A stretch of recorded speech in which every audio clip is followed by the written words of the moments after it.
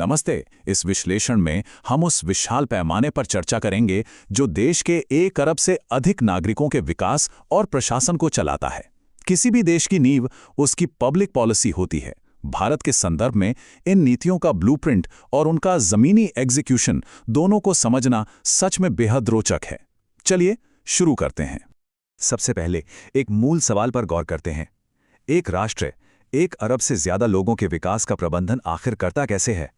इतनी बड़ी और विविधतापूर्ण आबादी तक सरकारी नीतियों को प्रभावी ढंग से पहुंचाना और उन्हें जमीन पर उतारना, ये सच में किसी भी प्रशासन के लिए एक मामूली टास्क नहीं है। इसके जवाब के रूप में जरा इस आंकड़े पर गौर किया जाए। 1.5 करोड़। प्रधानमंत्री जनधन योजना के लॉन्च के पहले ही दिन करीब 1.5 करोड़ बैंक अकाउंट्स खोले गए थे। ये आंकड़ा सिर्फ एक नीति का एग्जीक्यूशन नहीं दर्शाता, बल्कि उस पूरे मास मूवमेंट का आईना है जो फाइनेंशियल इंक्लूजन के लिए लाया गया था। एक नीति के स्केल और स्पीड का अंदाजा यहीं से लग जाता है।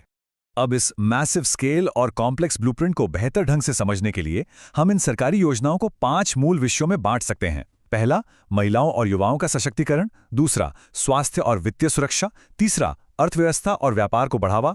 चौथा, ग्रामीण विकास और इंफ्रास्ट्रक्चर। और पांचवा, राष्ट्रव्यापी खाद्य सुरक्षा। तो शुरुआत करते हैं पहले पिलर से, महिला और युवा सशक्तिकरण। सीधे शब्दों में कहें तो भविष्य के डेमोग्राफिक का निर्माण। इस नींव को मजबूत करने की दिशा में बेटी बचाओ बेटी पढ़ाओ योजना एक मुख्य उदाहरण है। देश में घटते हुए चाइल्ड सेक्स रेशियो यानी शिशु लिंग अनुपात की समस्या कितनी चिंताजनक रही है, ये हम सब जानते हैं। ये योजना किसी फाइल में बंद पॉलिसी नहीं, बल्कि वेलफेयर सर्विसेज की एफिशिएंसी बढ़ाकर समाज में एक बड़ी जागरूकता लाने का डायरेक्ट सॉल्यूशन है। इसके अलावा क्षेत्र विशेष नीतियों का प्रभाव देखना भी उतना ही जरूरी है। उदाहरण के लिए जम्मू कश्मीर और लद्दाख की लाडली बेटी स्कीम को ही ले लीजिए। 1 अप्रैल 2015 के बाद जन्मी बच्चियों को 21 साल की उम्र में आकर करीब 6.50 लाख रुपए की आर्थिक सहायता दी जाती है। मूल उद्देश्य यही है कि बेटी अपनी पढ़ाई या शादी के वक्त एक आर्थिक बोझ ना लगे। यह स्कीम पूरे सिस्टम में एक टैंजिबिलिटी लाती है। वहीं युवाओं के सशक्तिकरण को एक नहीं बल्कि कई एंगल से टैकल किया जा रहा है। अग्निपथ स्कीम के जरिए आर्म्ड फोर्सेज में 4 साल का रिक्रूटमेंट किया जाता है ताकि फोर्सेज यूथफुल और टेक सैवी बने। फिर स्किल इंडिया के तहत देश भर में 40 करोड़ से ज्यादा लोगों को वोकेशनल ट्रेनिंग देने का विशाल लक्ष्य रखा गया है। और ग्रासरूट लेवल पर स्पोर्ट्स इंफ्रास्ट्रक्चर बनाता खेलो इंडिया। ये तीनों मिलकर मिलिट्री अनुशासन, रोजगार और एथलेटिक्स का एक कंप्लीट होलिस्टिक फ्रेमवर्क तैयार कर देते हैं। आगे बढ़ते हैं अपने दूसरे पिलर की तरफ, स्वास्थ्य और वित्तीय सुरक्षा। ये मिलकर देश के नागरिकों के लिए एक मजबूत राष्ट्रीय सुरक्षा जाल बनाते हैं। शुरुआत करते हैं अमृत से। इसका पूरा नाम है affordable medicines and reliable implants for treatment. इस नाम में ही इसका मकसद छिपा है। कैंसर और कार्डियोवैस्कुलर डिजीजेज जैसी गंभीर बीमारियों के इलाज का खर्च आमतौर पर कमर तोड़ देता है। इसलिए भारी सब्सिडी वाली दवाएं और इम्प्लांट्स आम जनता तक पहुंचाना इसका मूल उद्देश्य है। ये बिल्कुल एक लाइफ सेवर की तरह काम करता है। एक कॉम्प्रिहेंसिव हेल्थ केयर अप्रोच आखिर दिखता कैसा है?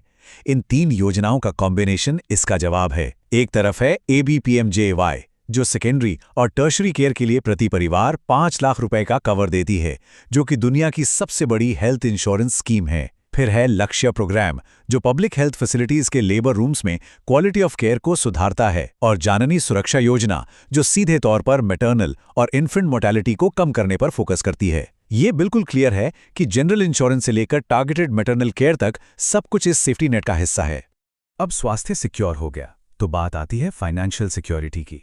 इसके लिए 2 बुनियादी प्रोग्राम्स का स्ट्रक्चर देखना काफी दिलचस्प है। अटल पेंशन योजना अनऑर्गेनाइज सेक्टर के लोगों को रिटायरमेंट के बाद पेंशन की गारंटी देती है, जिसमें सरकार खुद अपना हिस्सा डालती है। दूसरी तरफ PM सुरक्षा बीमा योजना उन सभी बैंक अकाउंट होल्डर्स को जो 18 से 70 साल के हैं 2 लाख रुपए तक का एक्सीडेंटल डेथ और डिसेबिलिटी इंश्योरेंस देती है। बुढ़ापे की गरीबी और अचानक हुई दुर्घटनाओं के बोझ से बचाने के लिए ये एक बेहद ठोस और जरूरी कदम है। चलिए अब तीसरे पिलर पर चलते हैं, अर्थव्यवस्था और व्यापार को बढ़ावा देना, यानी सीधे शब्दों में ग्रोथ इंजन में फ्यूल डालना।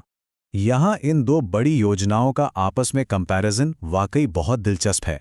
एक तरफ मेक इन इंडिया है, जिसका फोकस है ग्लोबल इन्वेस्टमेंट्स को आकर्षित करके देश में best in class manufacturing infrastructure तैयार करना। और ठीक इसके बरक्स है स्टार्टअप इंडिया। इसकी फिलॉसफी ये है कि बिजनेस में सरकार का दखल कम से कम हो, ताकि ग्रास रूट लेवल पर नए स्टार्टअप्स आसानी से फ्लरिश कर सकें। ग्लोबल मैन्युफैक्चरिंग को बुलाना और लोकल इनोवेशन को आगे बढ़ाना, ये सच में एक शानदार डुअल अप्रोच है। इसी कड़ी में ग्रास रूट बिजनेस को बढ़ाने के लिए पीएम मुद्रा लोन बैंक योजना का रोल सामने आता है। इसका ऑब्जेक्टिव बहुत ही सिंपल और पावरफुल है, फंड द अनफंडेड। मतलब उन नॉन कॉर्पोरेट छोटे व्यापारियों, दुकानदारों और माइक्रो यूनिट्स को लोन प्रदान करना जिन्हें ट्रेडिशनल बैंकिंग सिस्टम अक्सर इग्नोर कर देता था। ये छोटे व्यापारियों के लिए किसी वरदान से कम नहीं है। लेकिन जो बात मुद्रा योजना को इतना व्यवहारिक बनाती है वो है इसका टियर्ड लोन स्ट्रक्चर। जैसे जैसे एक छोटा बिजनेस बड़ा होता है, उसकी आर्थिक सहायता भी स्केल अप होती है। शुरुआत होती है शिशु कैटेगरी से, जिसमें 50,000 रुपए तक का लोन मिलता है। फिर आती है किशोर कैटेगरी, 50,000 से 5 लाख तक, और अंत में तरुण लेवल पर 5 लाख से लेकर 10 लाख रुपए तक की लिमिट मिलती है। ये स्ट्रक्चर बिल्कुल एक ग्रोइंग बिजनेस की जरूरतों के हिसाब से ही डिजाइन किया गया है। अब इकोनॉमी बूस्ट की बात हो और कनेक्टिविटी की ना हो, ऐसा तो हो ही नहीं सकता। यहां एंट्री होती है उड़ान की, जिसका फुल फॉर्म है उड़े देश का आम नागरिक। इसके पीछे का बेसिक आइडिया यह है कि रीजनल एयरपोर्ट्स को डेवलप किया जाए और आम नागरिकों के लिए हवाई यात्रा सस्ती और सुलभ बनाई जाए। क्योंकि हम सब जानते हैं, बेहतर कनेक्टिविटी लोकल इकोनॉमीज में हमेशा एक जबरदस्त स्पीड लाती है। इसके बाद आता है चौथा पिला, ग्रामीण विकास और इंफ्रास्ट्रक्चर, जो असल में हिंटरलैंड्स यानी हमारे गांव को मुख्यधारा से जोड़ने का काम करता है।